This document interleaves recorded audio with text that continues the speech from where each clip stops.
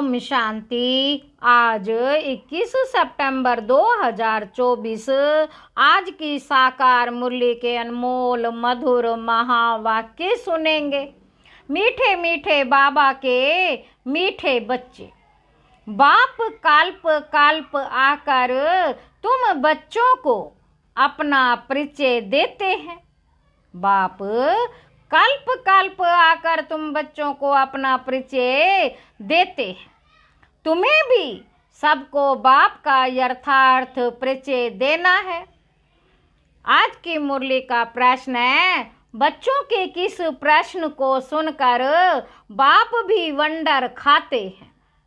उत्तर है, बच्चे कहते, बाबा आपका परिचय देना बहुत मुश्किल है, हम आपका परिचय कैसे दें?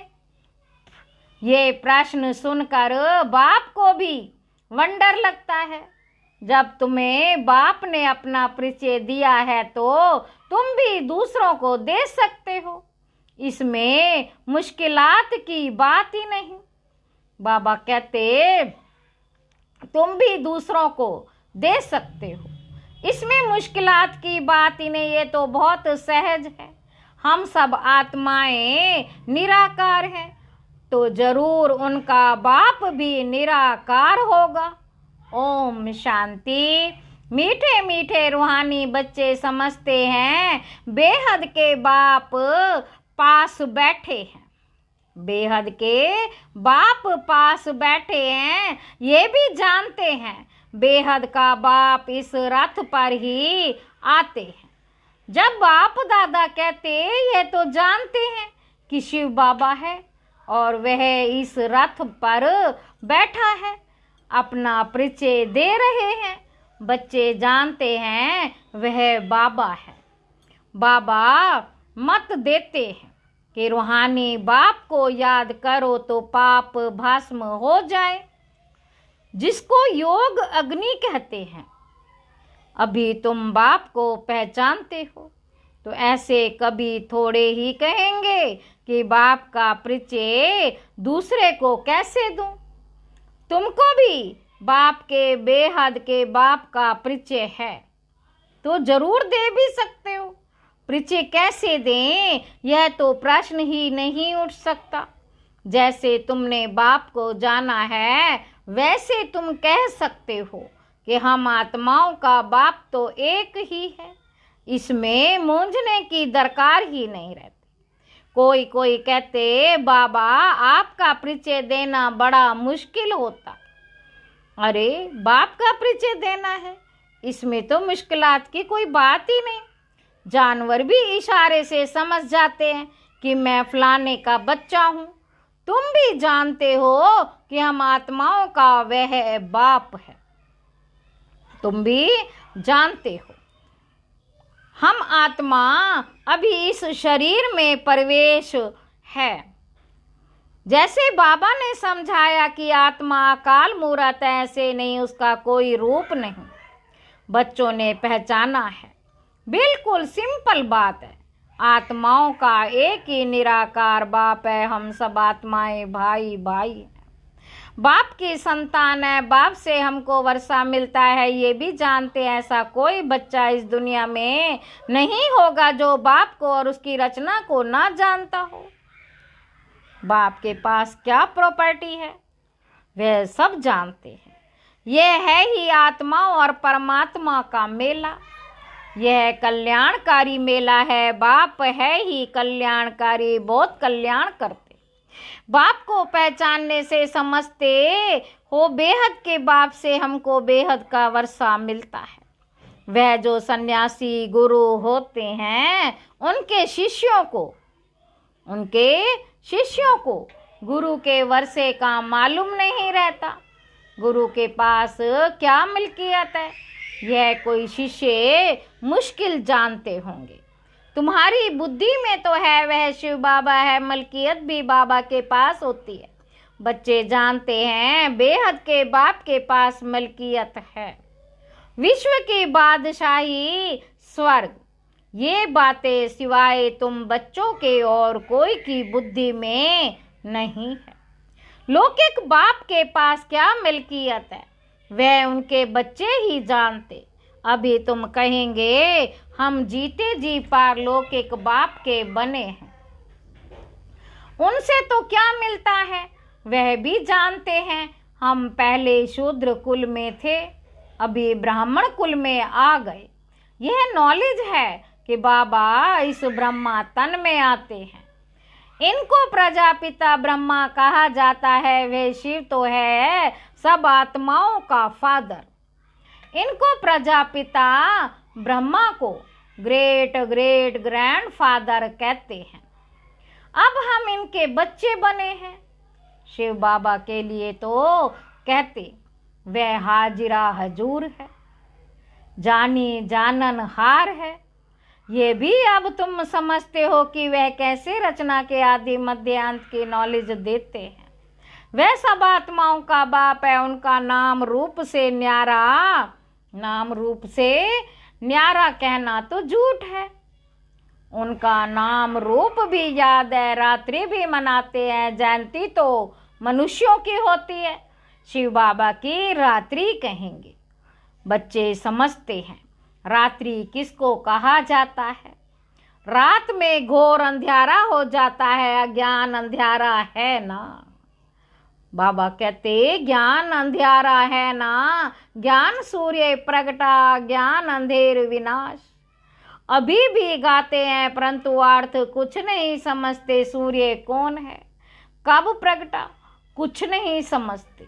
बाप समझाते हैं ज्ञान सूर्य को ज्ञान सागर भी कहा जाता है।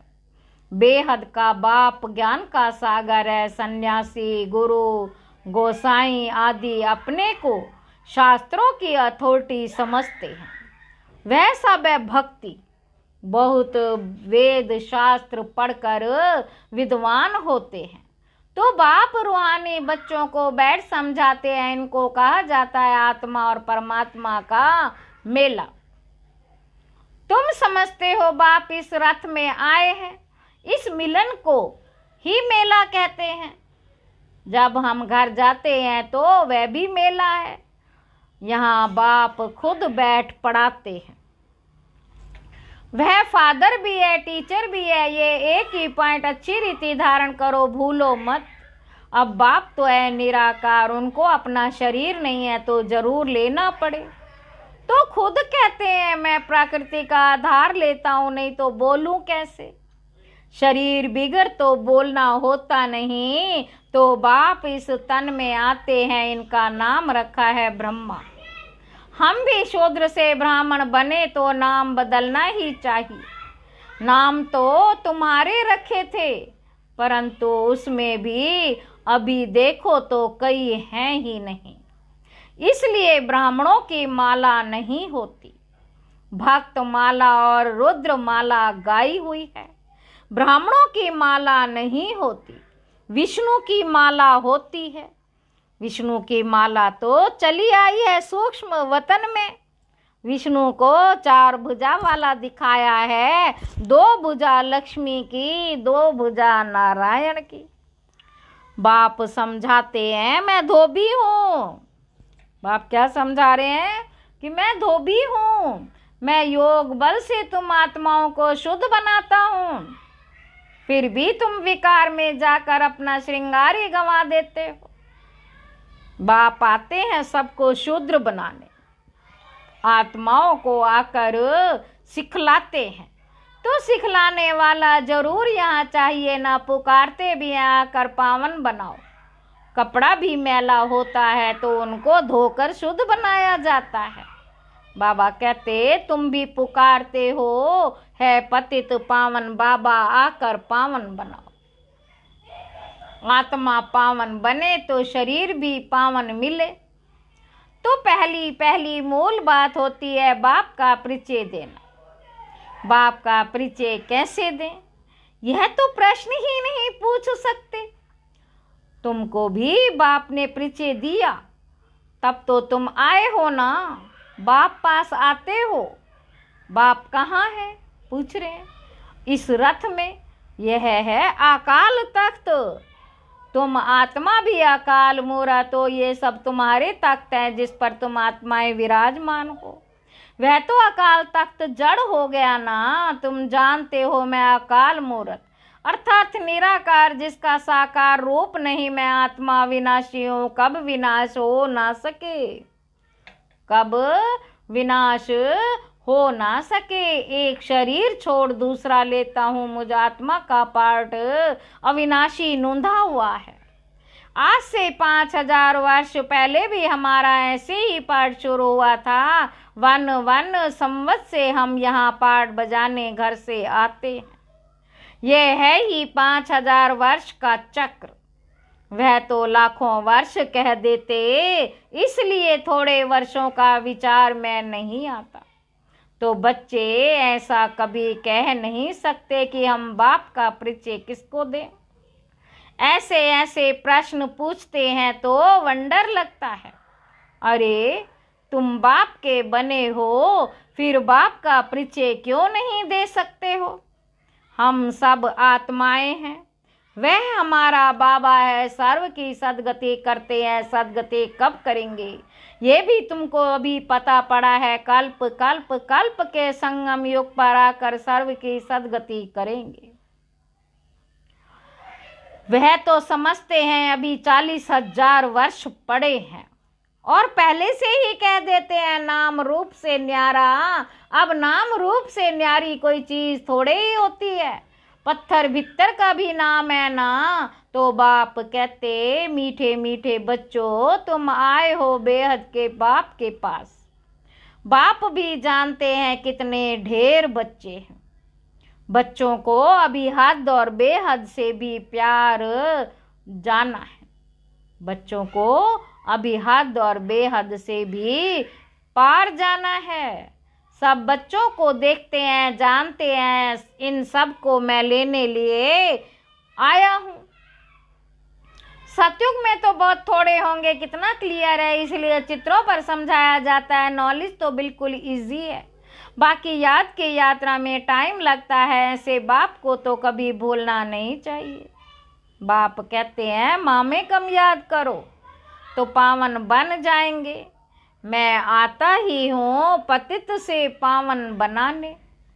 तुम अकाल मूर्त आत्माएं सब अपने अपने तख्त पर विराजमान हो। बाबा ने भी इस तख्त का लोन लिया है।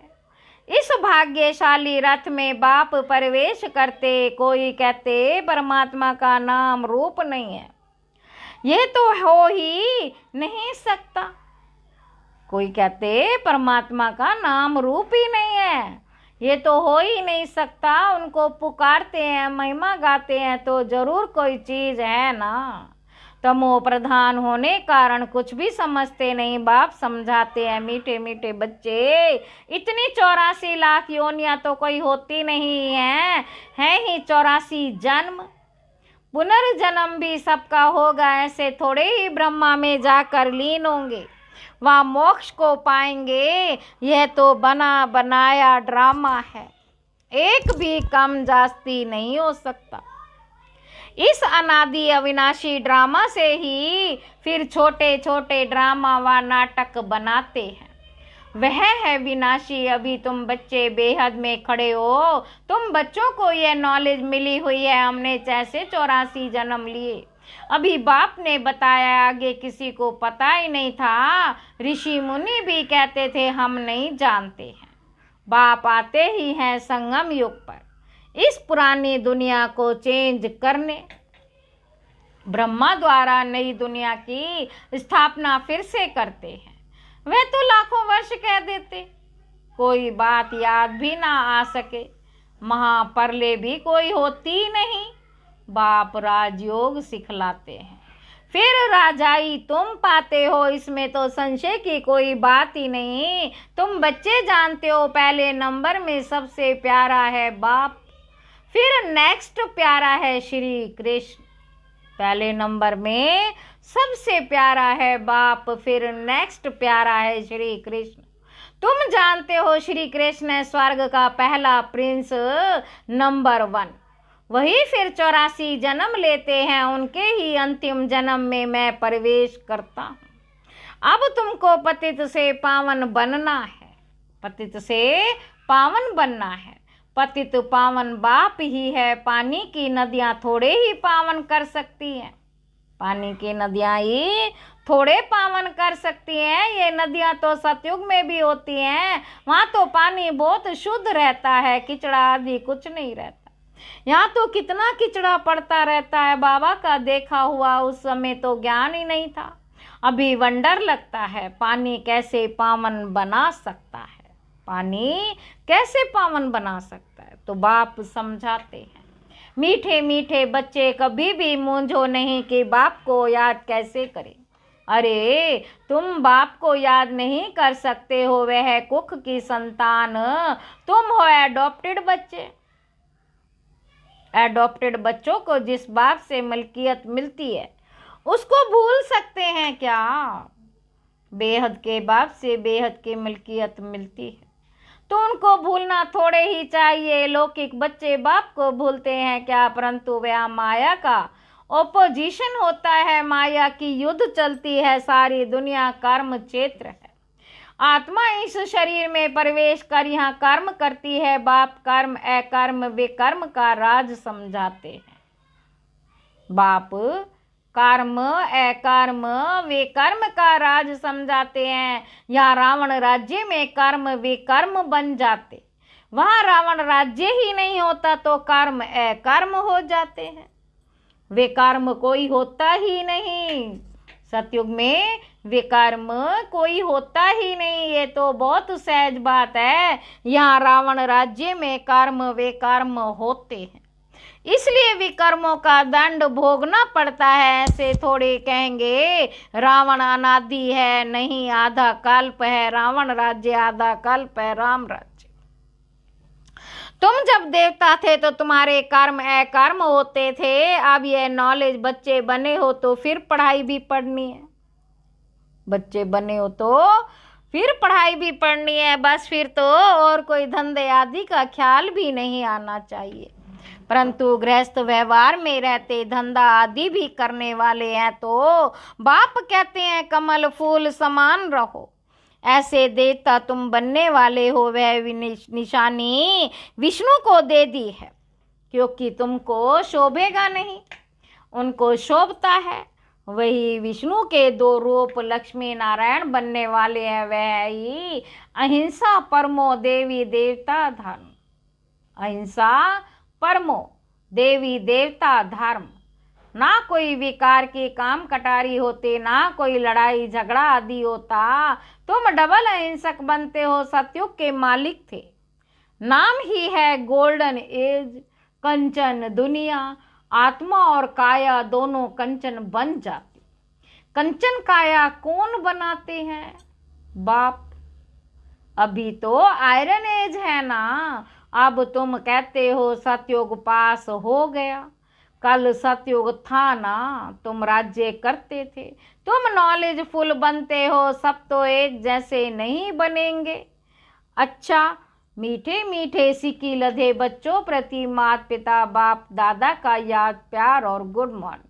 रूहानी बाप की रूहानी बच्चों को नमस्ते। हम रूहानी बच्चों की रूहानी बाप दादा को याद प्यार और गुड मॉर्निंग। नमस्ते बाबा, नमस्ते, शुक्रिया बाबा, शुक्रिया। धारणा के लिए मुख्य सार पहला पॉइंट है, मैं आत्मा अकाल तख्त नशीन हूँ।